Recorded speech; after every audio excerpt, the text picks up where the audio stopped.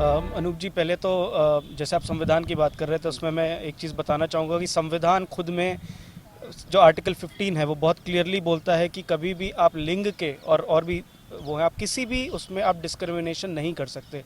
Problem ये है जो 15(3) का आर्टिकल है जो कि एक सब सेक्शन है, उसको यूज़ करके फेमिनिस्ट प्रेशर में आके आर्टिकल 15 का हम लोग पूरी तरीके से उल्लंघन कर रहे हैं ऐसे कानूनों को बनाकर। दूसरा, अब जब जहाँ तक बच्चों की बात आती है, फादरलेस सोसाइटी की बात आती है, देखिए फादरलेस सोसाइटी, आप अमेरिका का आप हाल देख लीजिए। अमेरिका में आज आप देखिए तो अमेरिका के कानून थोड़ा बहुत हिंदुस्तान की तरफ आना चाह रहे हैं। वो चाह रहे हैं कि वो फैमिली को बचाएं, वो चाह रहे हैं कि बच्चों का की परवरिश में शेयर्ड पेरेंटिंग की बात हो। टेक्सास के लॉ में शेयर्ड पेरेंटिंग ऑलरेडी आ चुका है। हिंदुस्तान में शेयर्ड पेरेंटिंग के नाम पे सिर्फ और सिर्फ लड़के से या पति से या पिता से सिर्फ पैसा मांगा जाता है, उसको बच्चे से नहीं मिलने दिया जाता। हमारे पास इतने केसेस आते हैं, लोग अपने बच्चे की तब की फ़ोटो लेके घूम रहे होते हैं जब वो पैदा हुआ था। जब वो कोर्ट में मिलते हैं तो बच्चा उन्हें बोलता है अंकल नमस्ते। तो एक बाप के दिल पे क्या बीतती है। और ये सिर्फ इस वजह से क्योंकि कानून इस तरीके से हैं और उनका दुरुपयोग होता जा रहा है, और इसके लिए सरकारें एकदम शांत बैठी हुई हैं और अलग तरीके से।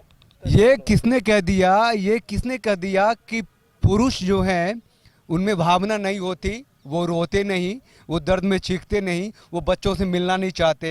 ये पुरुष अधिकार की लड़ाई का एक मुद्दा ये भी है कि माना जाए कि भावनात्मक रूप से पुरुष भी कमज़ोर हैं, उन्हें भी गले लगने की ज़रूरत है, उन्हें भी बच्चों की उतनी ज़रूरत है जितनी कि उसकी माँ को। ऐसा कुछ कहना चाह रहे हैं ऋतिक जी? बिल्कुल बिल्कुल, देखिए जहाँ तक अगर आप देखें, जो स्वरूप जी ने भी बोला कि जिन बच्चों के पिता नहीं होते, जो सिंगल मदर वाले जो बच्चे होते हैं, उनमें ज़्यादा तरीके के क्राइम, डिप्रेशन आप ले लीजिए या उनके सुसाइड रेट ले लीजिए या उनका ड्रग अब्यूज़ ले लीजिए, सब कुछ बहुत ज़्यादा होता है।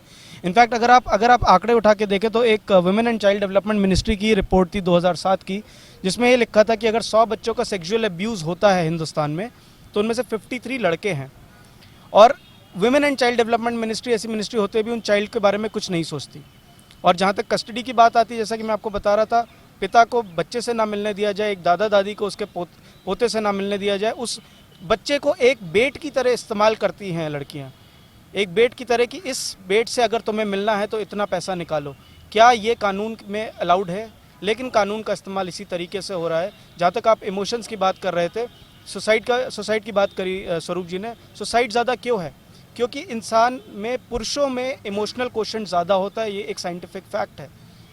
पुरुष को बचपन से सिखाया जाता है कि मर्द को दर्द नहीं होता, वो अपने आंसू नहीं निकाल सकता, इसी वजह से आंसू ना निकालने की वजह से वो अपनी जान निकाल देता है। और यही हो रहा है। सुसाइड रेट भी इसीलिए ज़्यादा है क्योंकि इमोशनल अब्यूज़ आदमी का बहुत ज़्यादा है। फिजिकल अब्यूज़ तो चलिए वो झेल लेता है, किसी तरीके से कपड़ों से ढक लेता है खुद को, लेकिन जो इमोशनल अब्यूज़ है वो उसके अंदर घुसा रहता है। हमारे जैसे ग्रुप्स के पास अगर वो नहीं पहुँचे तो हम में से ही काफ़ी लोग होते हैं जो शायद सुसाइड कमिट कर चुके होते हैं।